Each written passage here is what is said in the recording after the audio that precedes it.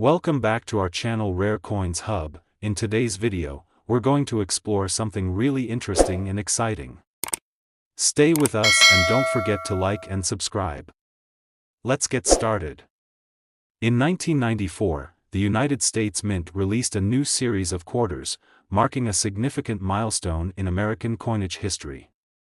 The quarter, with its distinctive design and important symbolism, quickly became a favorite among collectors and casual observers alike. This was not just another coin, it was a coin steeped in history, culture, and an evolving design ethos. If you think about it, the quarter has always been a pivotal part of the American currency system. But the 1994 quarter stands out in many ways. To fully appreciate its value today, we need to take a deep dive into its historical context, design elements, and its remarkable journey through the minting process. The 1994 quarter is part of the State Quarters program, a series that would eventually change the way Americans thought about their coins. The series began in 1999 and continued until 2008, with each state being represented on a unique design on the reverse of the coin. But let's not get ahead of ourselves. The 1994 quarter itself is part of a long-standing tradition of American coinage that had undergone several evolutions since the first quarters were struck in the late 18th century. In the early years of the United States, quarters were made of silver, and the designs featured images of important national symbols like the eagle, the stars, and the shield.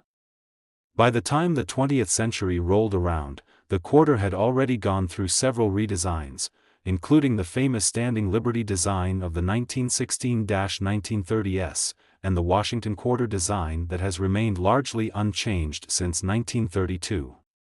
The 1994 quarter, however, didn't come with any radically new changes in terms of the design on the obverse, which still featured the portrait of George Washington, as it had since 1932.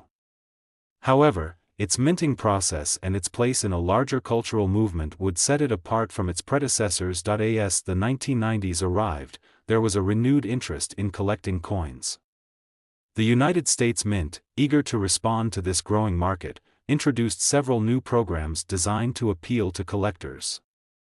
The American Eagle coins were launched in 1986, and in 1992, the Mint began work on the 50 State Quarters program, which would go on to become one of the most successful and iconic coin series in American history.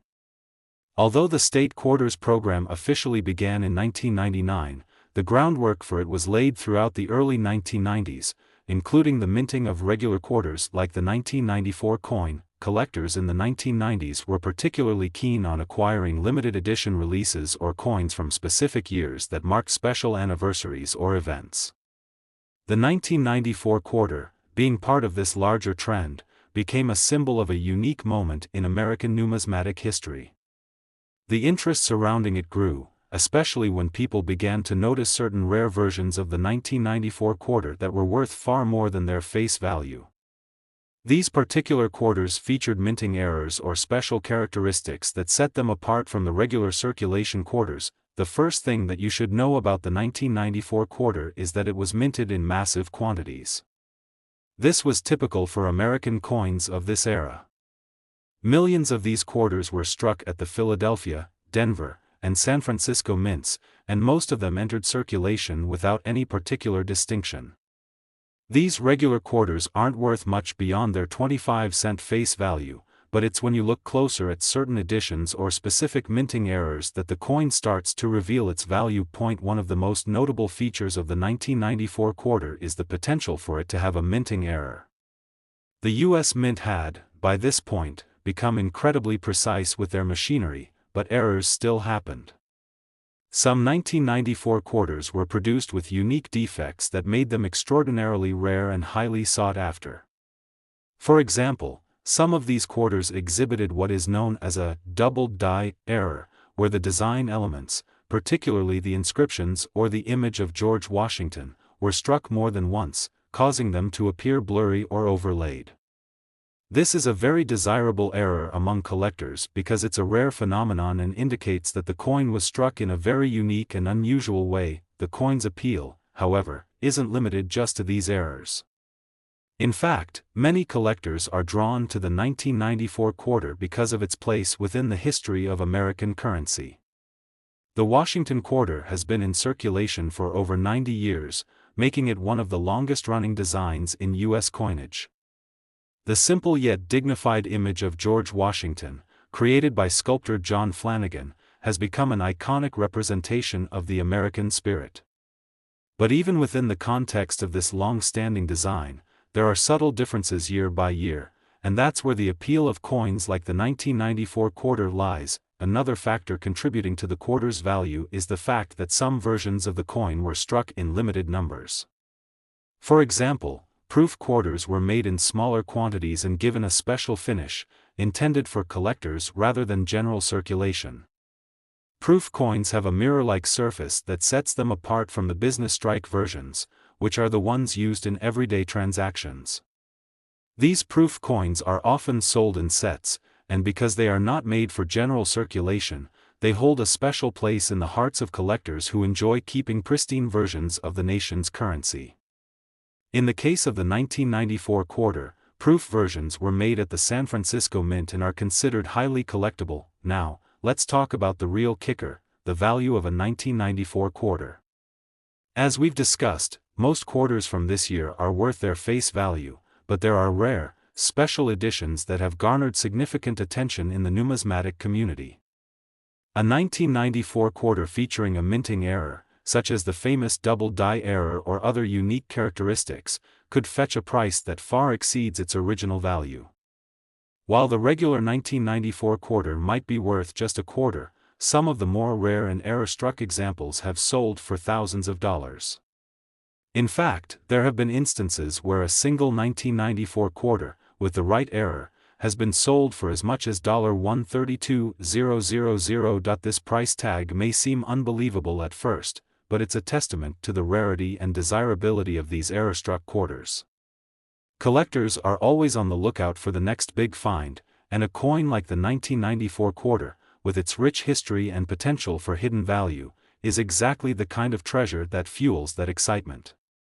Imagine stumbling across a rare 1994 quarter in your pocket change and realizing it could be worth more than a car. This is exactly why so many people are drawn to the world of coin collecting. You never know when you might find a little piece of history that's worth more than you could ever imagine. But what makes the 1994 quarter stand out from other years, even in the world of error coins, is not just its rarity or its design. It's the connection it provides to a particular moment in American history. The 1994 quarter was minted during a time of cultural and economic change, as the nation was coming to terms with the realities of the post-Cold War world. The world was becoming more interconnected, and American coinage, like this quarter, reflected the nation's enduring values and identity. The Washington quarter itself is more than just a coin, it's a symbol of the country's founding ideals, and the 1994 version serves as a reminder of the way the United States had evolved by the end of the 20th century. With its solid, enduring design, the 1994 quarter stands as a link between the past and the future, between the history of coinage and the future of the nation. Today, collectors continue to chase after these rare quarters, hoping to find an example that could fetch a life-changing amount at auction. And while the 1994 quarter may not be as famous or widely known as some other coins in American history, its hidden value is undeniable. For those willing to put in the time and effort to research, search, and carefully examine each coin, the potential rewards are worth the pursuit. So, next time you're digging through your pocket change or sifting through rolls of quarters, remember that hidden gems could be waiting for you. You might just stumble across the very coin that could change your life, like the 1994 quarter, which has seen sales as high as $132,000. It's a thrilling reminder that the world of numismatics is filled with surprises, and sometimes, a little bit of luck, paired with a sharp eye, is all you need to strike gold, or in this case, silver and copper, in your own collection. In 2001, the United States Mint produced a $quarter coin that would go on to become a standout piece in the world of numismatics. The coin, with its subtle yet meaningful design changes, its rich historical context, and its potential for surprising value, quickly captured the attention of collectors across the country. The 2001 USA $quarter coin is not just a simple piece of currency, it is a part of a larger narrative, one that encompasses the history of American coinage, the cultural shifts of the early 21st century, and the artistry that went into its creation. To understand the significance of the 2001 quarter, it's important to consider the context of its release. In 1999, the U.S. Mint had launched the 50-state quarters program, an ambitious initiative that would last until 2008. Each state was to be represented by a unique design on the reverse of the quarter, reflecting something distinct about the state's history, culture, or landscape. This was a landmark moment for American coinage, as it marked the first time that coins were designed with such specific regional representation. By the time the 2001 quarter was released, the series was already in full swing, with states like Delaware, Pennsylvania, and New Jersey receiving their own quarter designs in 1999 and 2000. The 2001 quarter was a continuation of this program, with 5 new states represented on the reverse side of the coin: New York, North Carolina, Rhode Island, Vermont, and Kentucky. These states, each with its own unique identity, would be immortalized on the nation's most widely circulated coin. The reverse designs chosen for these states were a perfect reflection of the regional pride and heritage that the 50-state quarters program sought to capture. Let's take a closer look at each of these state designs, as understanding the meaning behind these images will give us a better appreciation of the 2001 quarter and its place in American numismatic history. Starting with the New York quarter, we see an image of the famous Statue of Liberty. This iconic symbol of freedom and democracy has been a part of New York's identity since it was dedicated in 1886. The design also includes an image of New York State outline, along with the inscription, "Gateway to Freedom." This design beautifully reflects New York's long history as a symbol of liberty and opportunity for millions of immigrants who passed through Ellis Island and saw Lady Liberty as their first glimpse of the American dream. Next, we move on to the North Carolina quarter. This design features a picture of the Wright brothers' first flight, which took place in Kitty Hawk, North Carolina, in 1903. The image of an airplane taking off from a beach, with the state name and "first flight" inscribed on the coin, is a fitting tribute to one of the most important moments in the history of human transportation and innovation. North Carolina's place in aviation history is undeniable, and this quarter celebrates that legacy. The Rhode Island quarter features a depiction of the iconic sailing vessel, the Goddess of the Sea, which is part of the state's maritime heritage. Rhode Island has long been associated with the sea, and this design encapsulates the state's rich history of shipbuilding, fishing, and exploration. The coin's inscription reads, "Ocean State," a reminder of the importance of the sea to the state's economy and culture. Vermont's quarter highlights the state's strong connection to its natural beauty and the outdoors. The design features an image of a cow, representing Vermont's long history of dairy farming, with a background of the state's mountainous terrain. The inscription, "Freedom and Unity," reflects the state's motto, which speaks to the balance of personal freedom and the sense of community that Vermonters have cherished for centuries. Finally, we come to the Kentucky quarter, which showcases the state's iconic landmarks, the outlines of a thoroughbred horse and a distillery. Kentucky is widely known for its world-class horse racing and bourbon production, and this quarter design pays homage to both industries. The coin's inscription reads, "My Old Kentucky Home," a nod to the state's famous song and its deep connection to Southern culture. These designs, with their rich symbolism and connections to the history of the states they represent, add a layer of depth to the 2001 quarter. For many collectors, the 50-state quarters program was not just about obtaining a piece of currency, it was about understanding the story behind each design and the history it reflected. The 2001 quarter, in particular, stood out for the way it captured the essence of the 5 states featured in the program that year. As we look closer at the minting process for the 2001 quarters, it's important to understand how the U.S. Mint produced these coins and why some versions became highly sought after by collectors. Like most coins in the 50-state quarters program, the 2001 quarter was struck in large quantities, both for circulation and for collectors. The coins were minted at several U.S. mint facilities: the Philadelphia Mint, which produced coins for general circulation, and the Denver Mint, which produced additional coins for circulation as well as coins for collectors.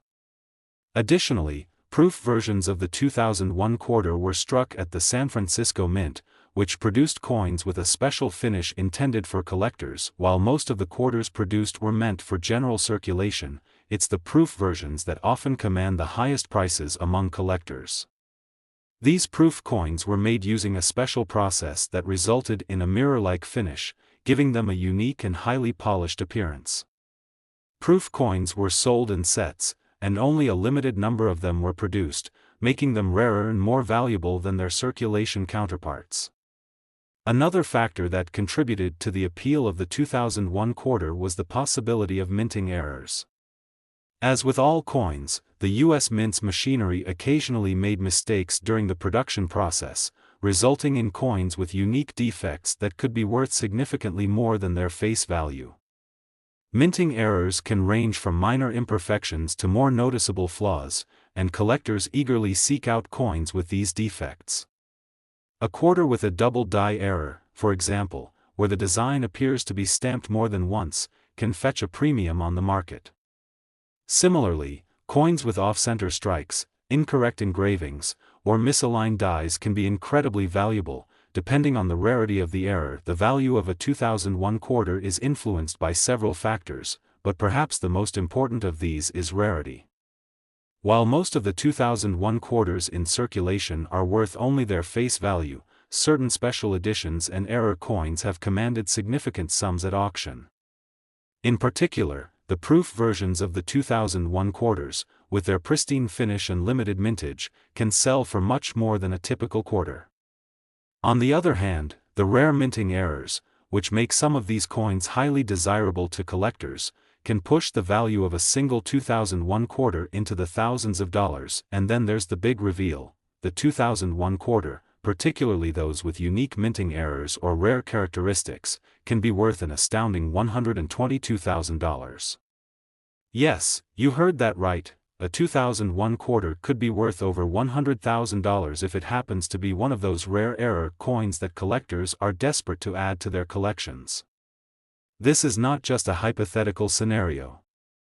These coins have sold at auction for this impressive sum, making the 2001 quarter one of the most valuable quarters from the 50-state quarters program. The allure of the 2001 quarter lies in the same elements that make all rare coins valuable: its history, its rarity, and the stories it tells. The 2001 quarter is a reminder of the great diversity and richness of the United States, as represented by the 5 states featured on its reverse. It's also a testament to the artistry of the U.S. Mint, which has consistently produced coins that reflect the nation's identity and history.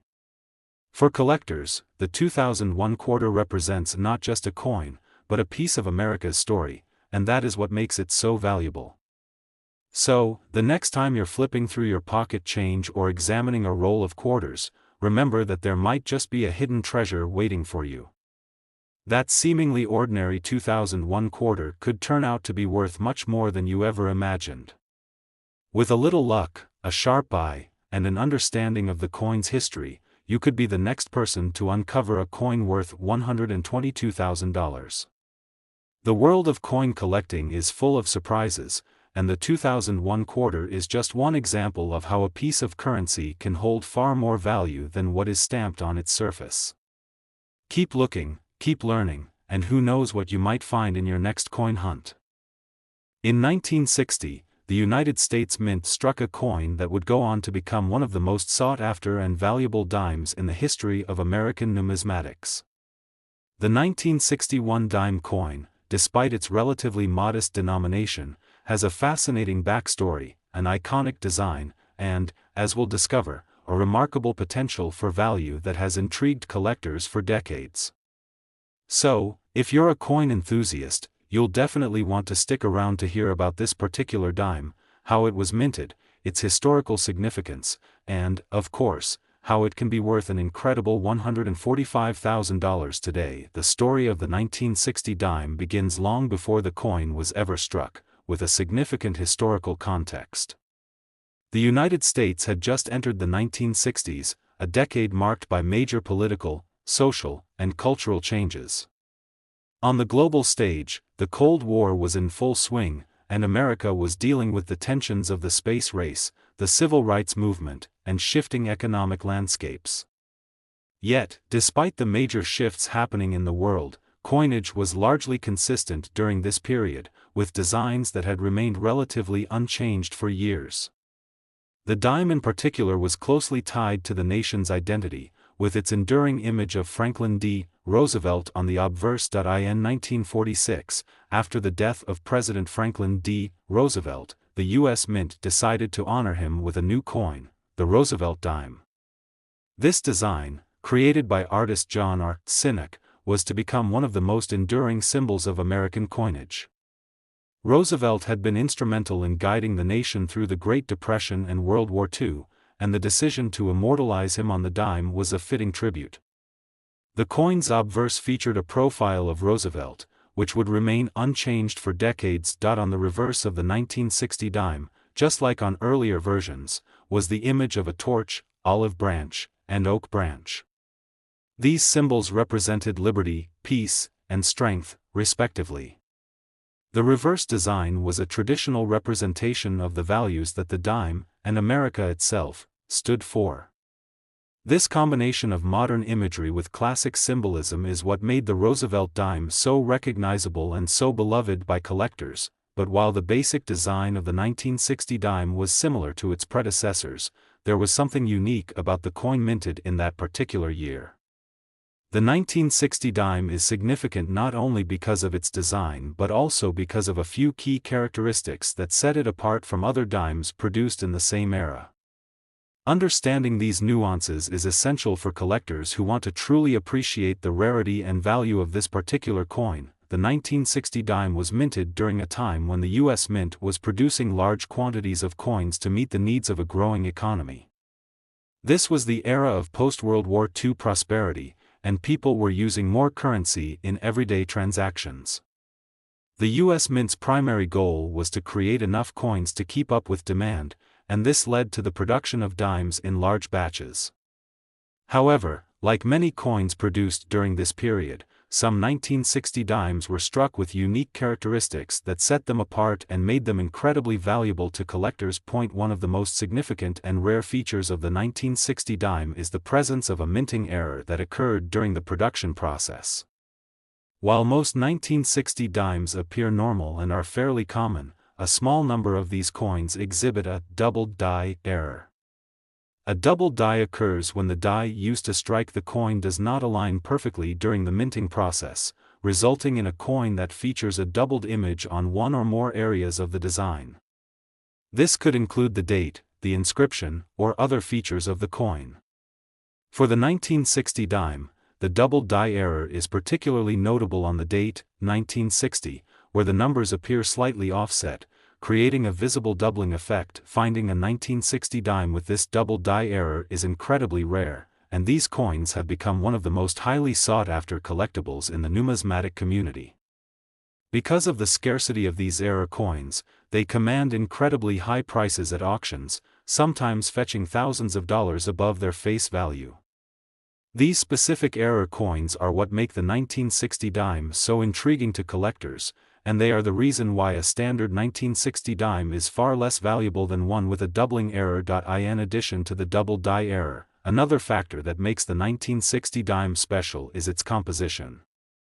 During the 1960s, the United States Mint was still using a silver composition for its dimes, quarters, and half dollars. The 1960 dime was made from a 90% silver and 10% copper alloy, which not only gave the coin a distinctive weight and shine but also made it valuable as a precious metal. This was the last decade in which U.S. dimes would be struck with such a high percentage of silver, as the mint would transition to a copper-nickel-clad composition in 1965. Due to rising silver prices, the silver content of the 1960 dime adds to its collector appeal, as many collectors are drawn to coins made of precious metals. The historical significance of these silver dimes, paired with the rare minting errors, creates a perfect storm of factors that make the 1960 dime such an intriguing coin to own. While most of these dimes are worth only their face value of 10 cents, the ones with minting errors and those in particularly good condition can fetch astronomical sums. Now, let's talk about the real value of the 1960 dime, because here's where the story gets even more exciting. If you happen to come across a 1960 dime with a double die error or one that is in excellent condition, you could be holding a coin that is worth far more than its face value. The value of a 1960 dime can range widely depending on the condition, rarity, and specific errors associated with the coin. Most 1960 dimes, in circulated condition, are worth only a small premium over face value, perhaps a few dollars. However, when you start talking about 1960 dimes with a double die error or those in gem quality condition, the value skyrockets. So, here's the big reveal: a 1960 dime with a double die error or in exceptional condition can be worth as much as $145,000. Yes, you heard that right, $145,000 for a single dime. This eye-popping value comes from the rarity of the coin, the scarcity of the error, and the high demand among collectors.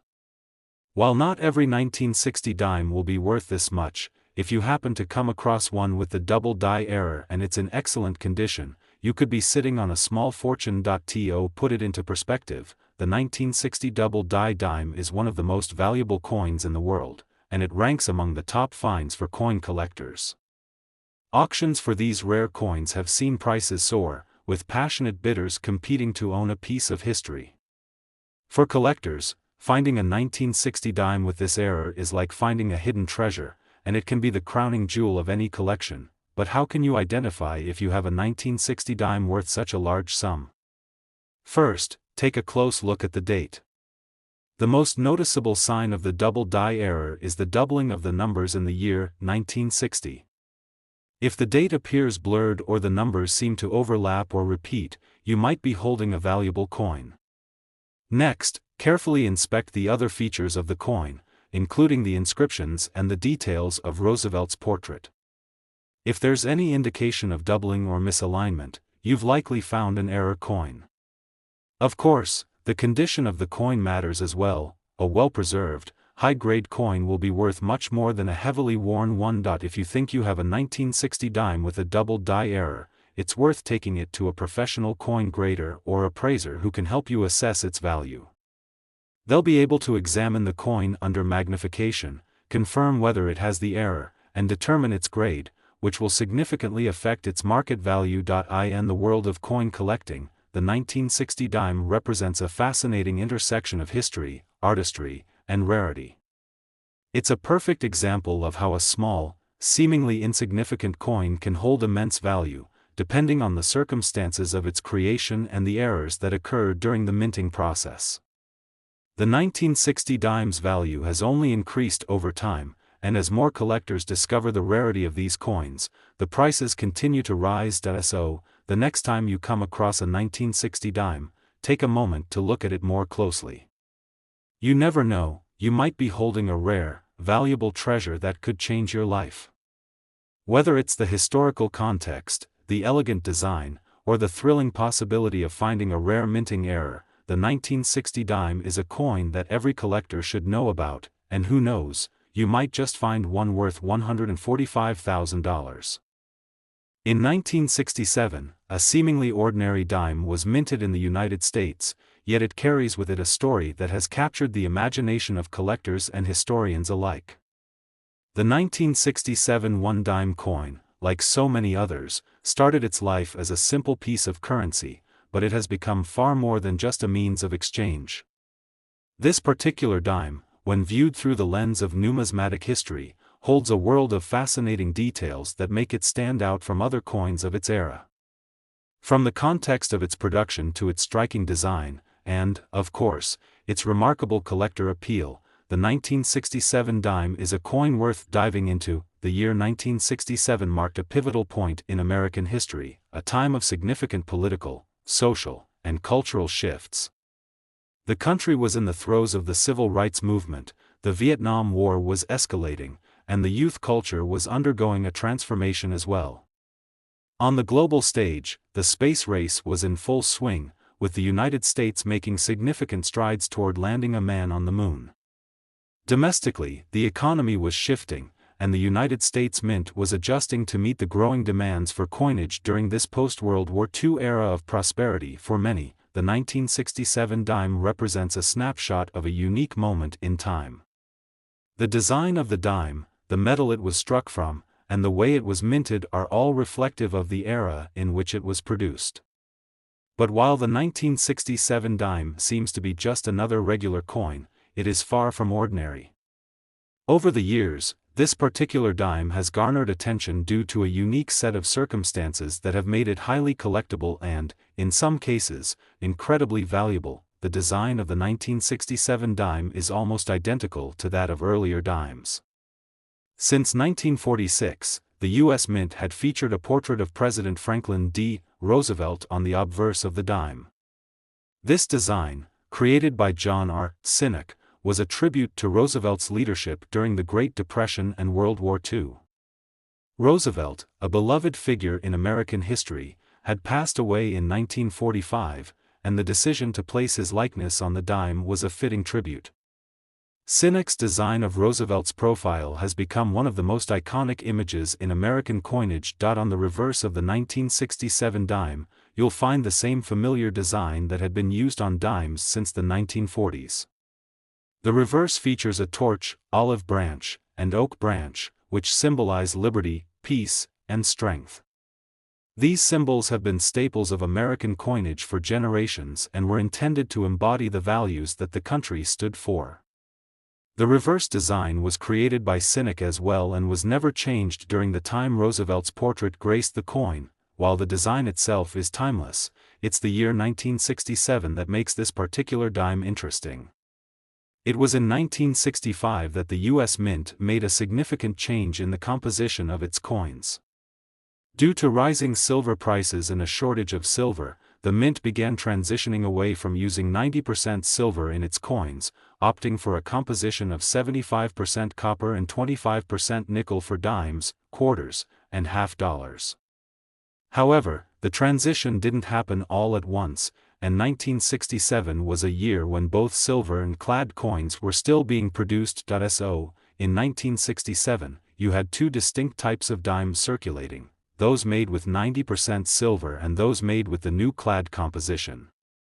The 1967 silver dime, made from the traditional 90% silver, is the one that piques the interest of collectors. While the clad dimes were common, the silver dimes were quickly becoming a rarity as the Mint phased out the use of silver in coinage. This shift in composition marks the 1967 silver dime as one of the last coins in this series to contain a significant amount of precious metal, adding to its allure and value among collectors. There's another reason why the 1967 dime is so significant in the world of coin collecting: the existence of a rare error coin that has added an element of intrigue to the series. As is often the case with coins, minting errors can happen, and some of these errors are so unique that they can greatly increase the value of a coin. The 1967 silver dime is known to have a few errors, but one of the most notable is the double die error, where the coin's design is struck twice in the same place, resulting in a doubled image. In the case of the 1967 silver dime, the double die error is most noticeable in the inscription and the date. The doubling of the 1967 can sometimes be subtle but is still visible when the coin is examined closely. This error, which occurred during the minting process, is a key factor in making the 1967 silver dime with a double die error highly collectible.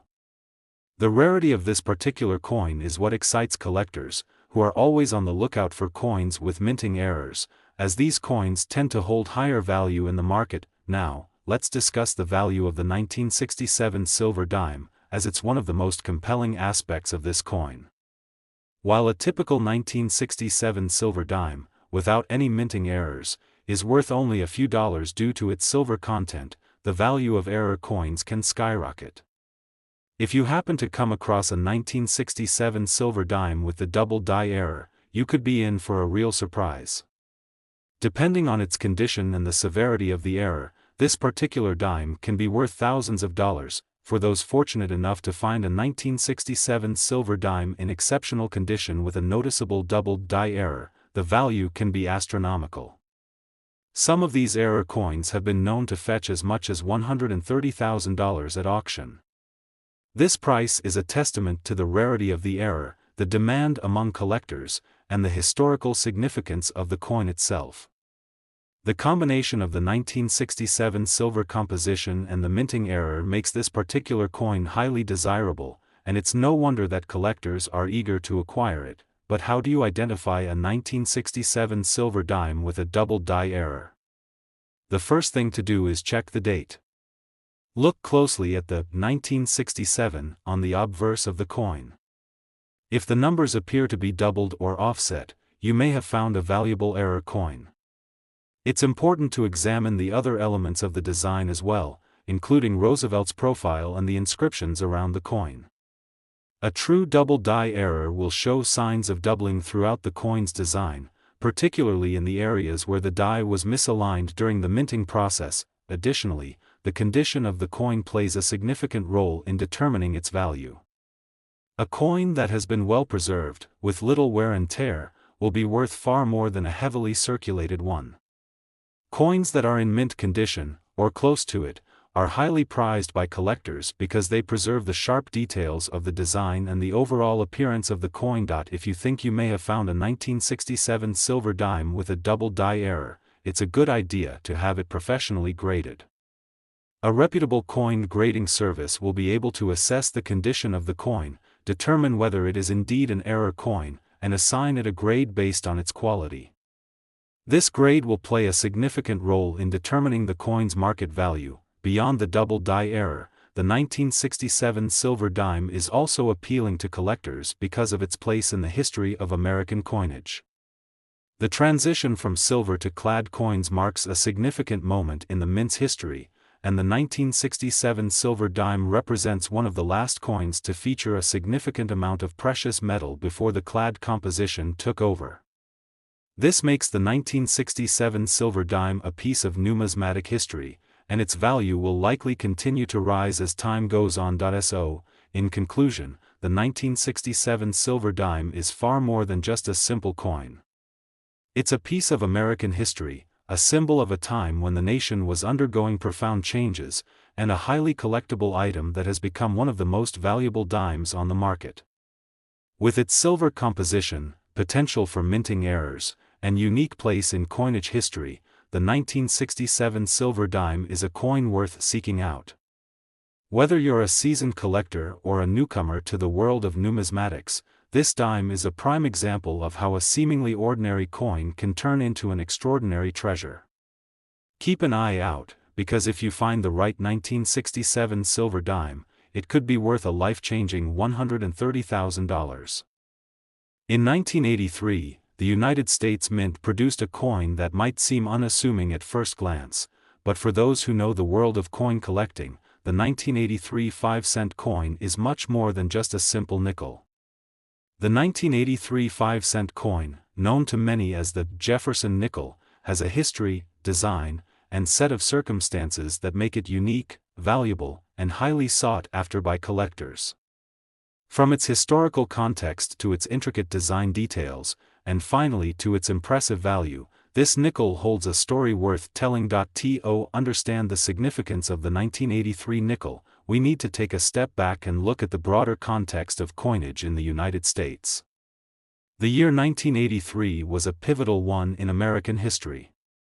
The country was under the leadership of President Ronald Reagan, who had just entered the second year of his first term. The U.S. was in the midst of a transformative period, with the economy recovering from the 1981 recession, the Cold War continuing to loom over international relations, and cultural shifts taking place across the nation. For numismatics, 1983 was significant because it marked a time of transition and change in the American coinage system. By this point, the Jefferson nickel, which had been in circulation since 1938, was a staple in American currency. However, by the early 1980s, coins like the nickel, dime, and penny were facing increasing costs of production due to inflation and the rising prices of raw materials.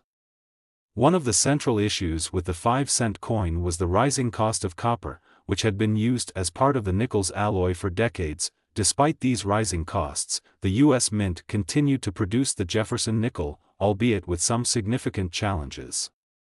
One of the most notable changes for the 1983 coin was the composition of the nickel itself.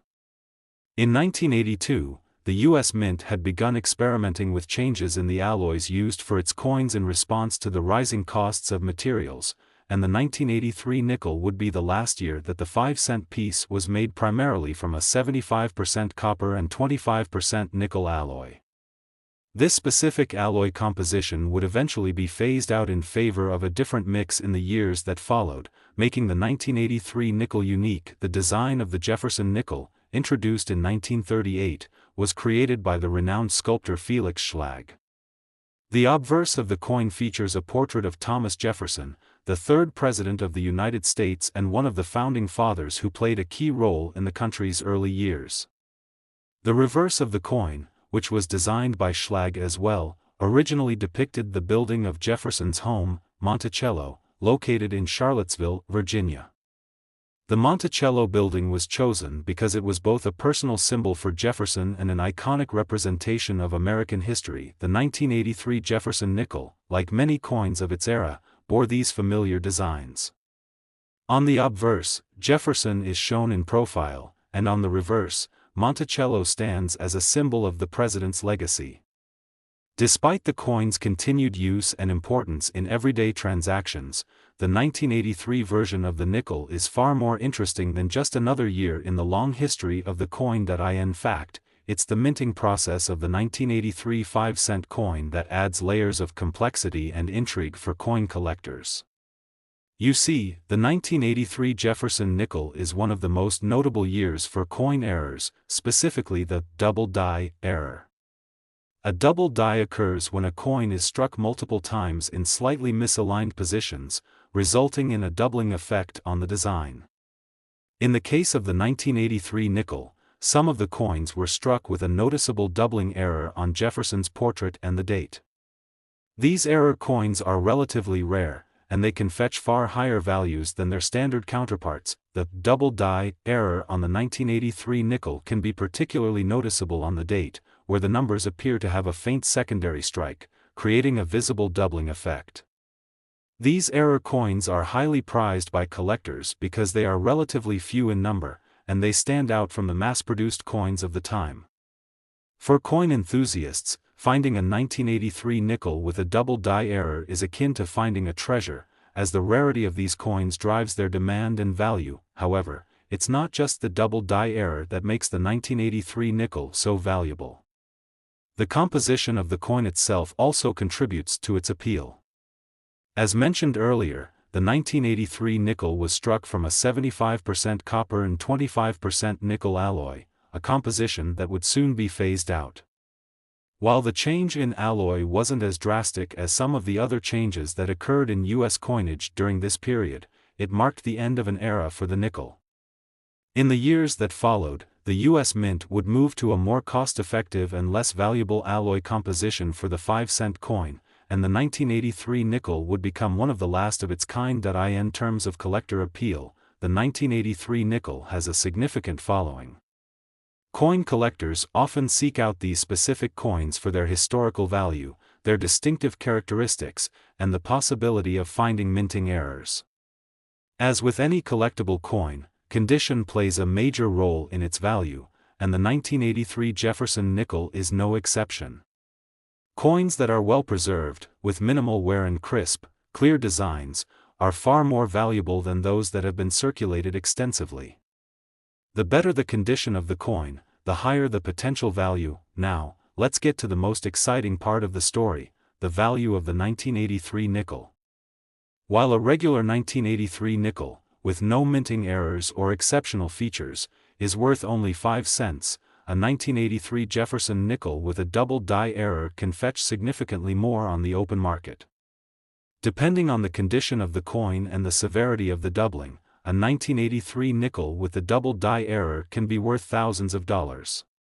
Coins in mint condition, particularly those with a noticeable and sharp doubling effect, have been known to sell for incredibly high prices. For example, a 1983 nickel with a well-defined double die error has been known to sell for prices that can approach $132,000.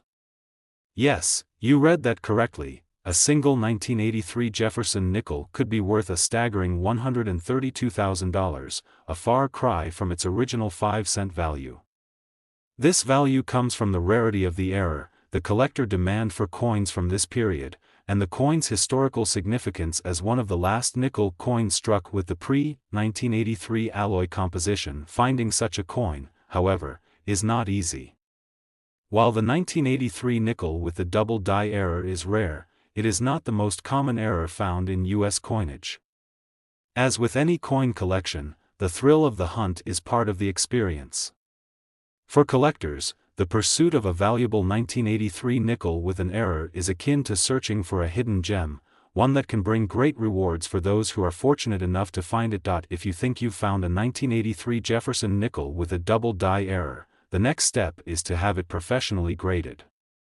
A coin's grade is essential in determining its value, and a professional grader will be able to assess the coin's condition, identify any errors, and assign a grade based on its overall quality. Coins in higher grades, such as mint state or gem uncirculated, are the ones that command the highest prices at auction, and these are the coins that collectors dream of adding to their collections. Beyond the double die error, there are other factors that can contribute to the value of the 1983 nickel. For example, any signs of wear, scratches, or discoloration can reduce the value of the coin, so it's essential to handle these coins with care and store them properly.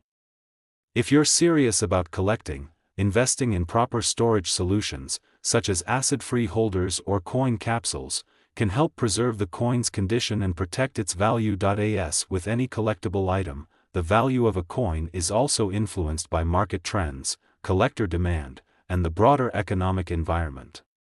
The world of coin collecting can be unpredictable, but the 1983 Jefferson nickel, especially one with a double die error, continues to be a prized find in the numismatic world. In conclusion, the 1983 5-cent coin may seem like just another piece of currency, but its historical context, unique design, and potential for rare minting errors make it a fascinating part of U.S. coinage history.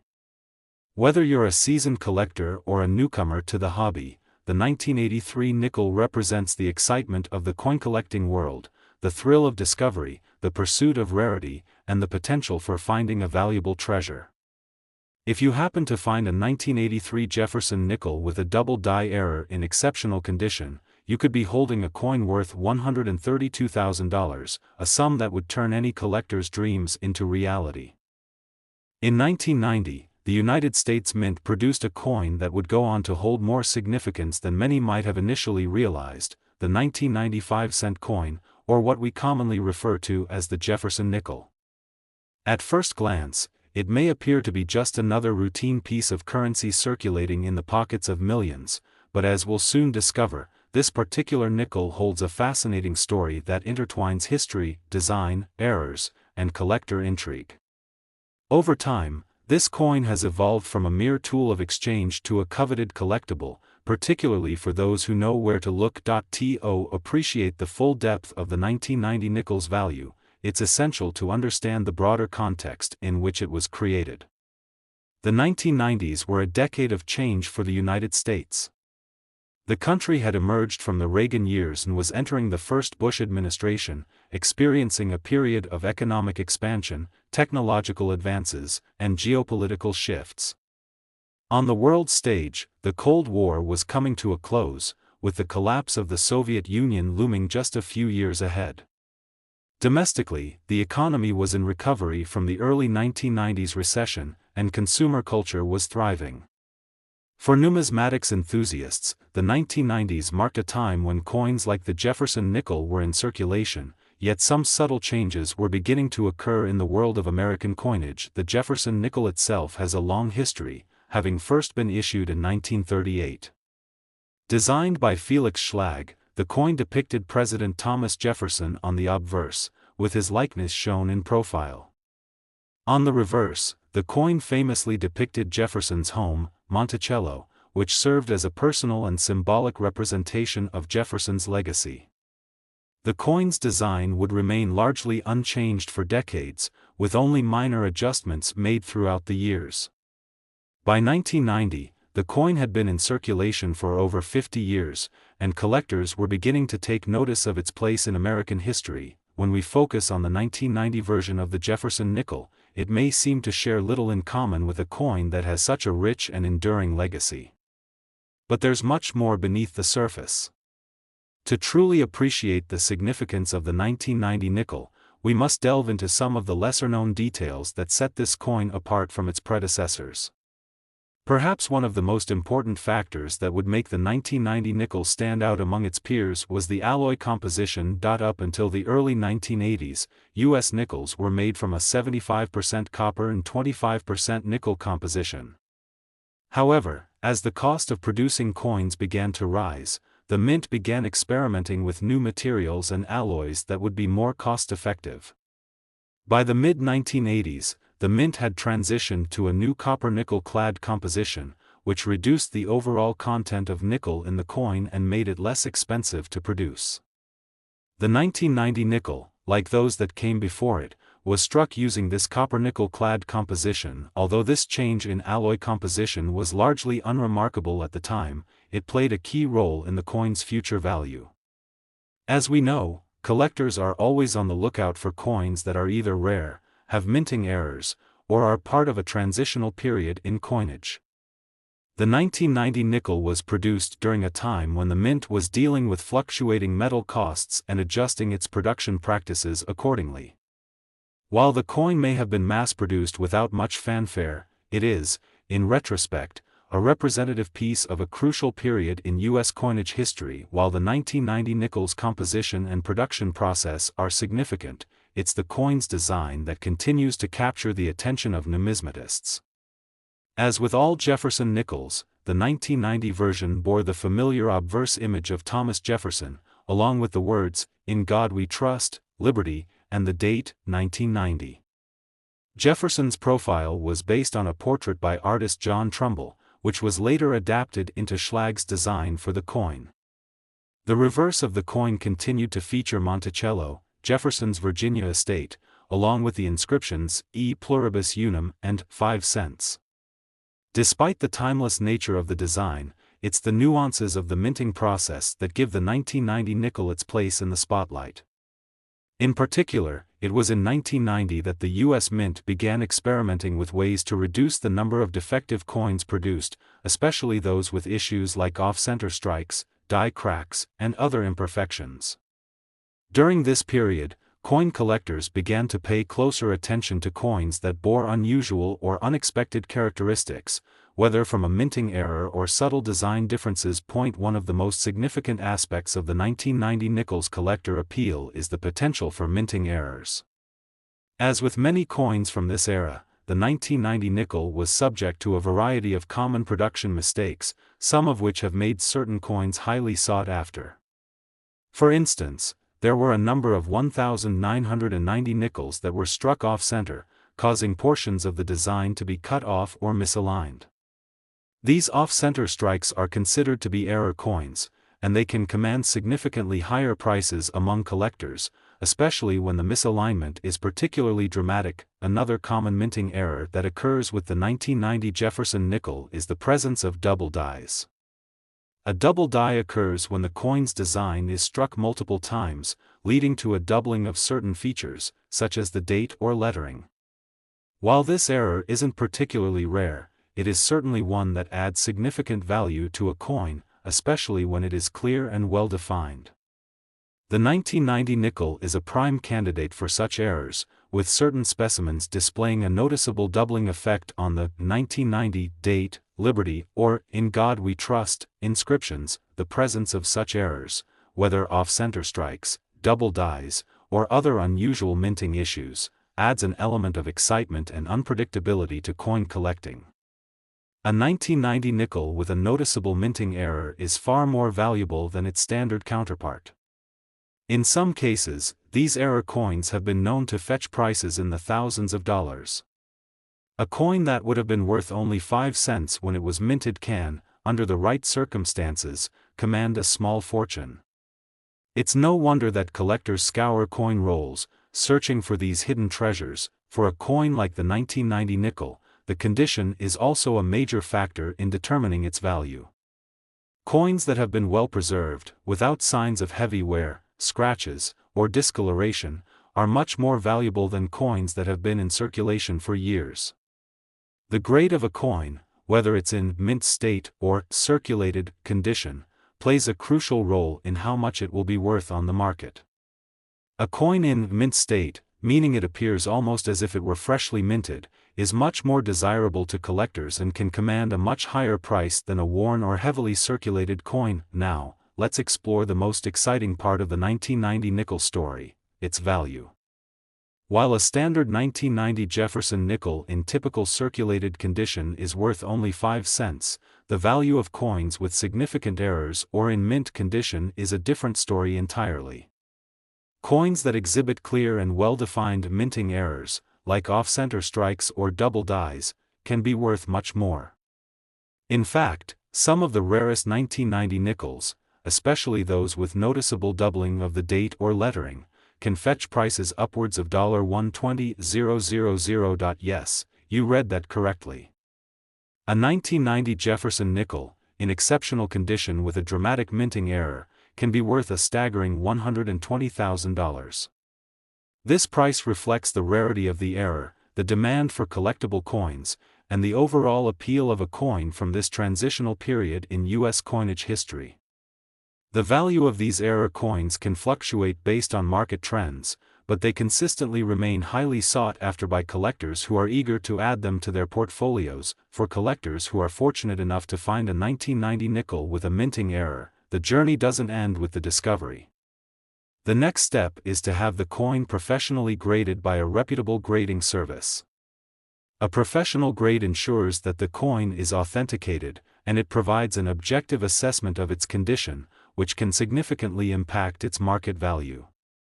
A higher grade can result in a higher price, so collectors who are serious about maximizing the value of their finds often seek out professional certification. In conclusion, the 1990 Jefferson nickel may appear at first to be an ordinary, everyday coin, but it's anything but that. The history of the coin, its design, the changes in minting processes during the era, and the potential for valuable errors all contribute to its lasting appeal. For collectors, the 1990 nickel represents a treasure trove of possibilities, from discovering rare minting errors to acquiring well-preserved coins that capture a moment in U.S. history. The most exciting part is that the value of a 1990 nickel, under the right circumstances, can reach a jaw-dropping $120,000. Whether you're a seasoned coin collector or just beginning to explore the world of numismatics, the 1995-cent coin holds the potential to be more than just a simple nickel. It could be a gateway to an incredible discovery.